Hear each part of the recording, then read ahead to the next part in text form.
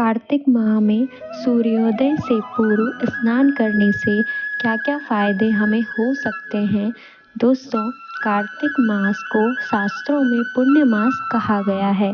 पुराणों के अनुसार जो फल सामान्य दिनों में 1000 बार गंगा स्नान का होता है तथा प्रयाग में कुंभ के दौरान गंगा स्नान का फल होता है, वही फल कार्तिक माह में सूर्योदय से पूर्व किसी भी नदी में स्नान करने मात्र से प्राप्त हो जाता है।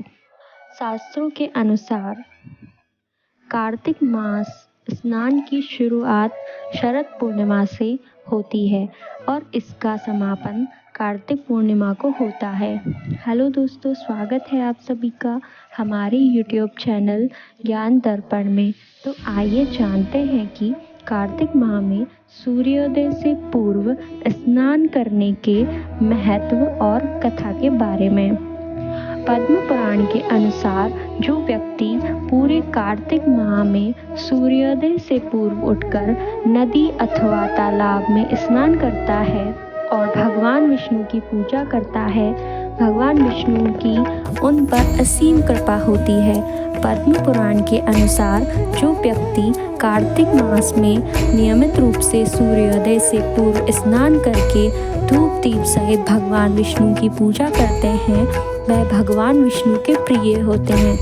पद्म पुराण की कथा के अनुसार कार्तिक स्नान और पूजा के पुण्य से ही सत्यभामा को भगवान श्री कृष्ण की पत्नी होने का सौभाग्य प्राप्त हुआ था।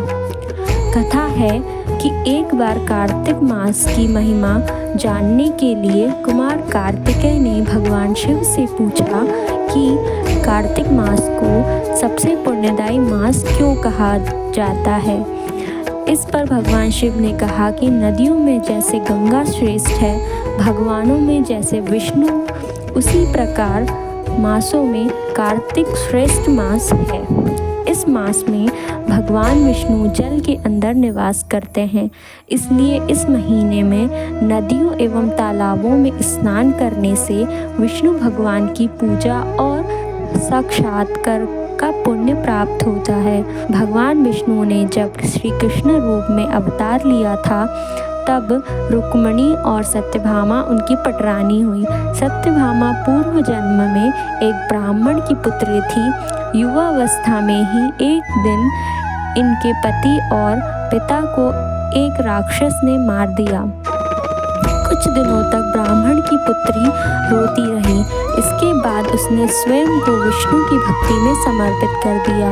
वह सभी एकादशी का व्रत रखती और कार्तिक मास में नियम पूर्वक सूर्योदय से पूर्व स्नान करके भगवान विष्णु और तुलसी की पूजा करती थी। बुढ़ापा आने पर एक दिन जब ब्राह्मण की पुत्री कार्तिक स्नान के लिए गंगा में डुबकी लगाई, तब बुखार से कांपने लगी और गंगा तट पर उसकी मृत्यु हो गई। उसी समय विष्णु लोक से एक विमान आया और ब्राह्मण की पुत्री का दिव्य शरीर विमान में बिठाकर विष्णु लोक ले गया। जब भगवान विष्णु ने कृष्ण अवतार लिया, तब ब्राह्मण की पुत्री ने सत्यभामा के रूप में जन्म लिया। कार्तिक मास में दीपदान करने के कारण सत्यभामा को सुख और संपत्ति प्राप्त हुई। नियमित तुलसी में जल अर्पित करने के कारण सुंदर वाटिका का सुख मिला। शास्त्रों के अनुसार कार्तिक मास में किए गए दान पुण्य का फल व्यक्ति को अगले जन्म में अवश्य प्राप्त होता है। दोस्तों, मैं आशा करती हूँ आपको ये वीडियो और ये कथा पसंद आई होगी। मिलते हैं अगले वीडियो में, तब तक के लिए धन्यवाद।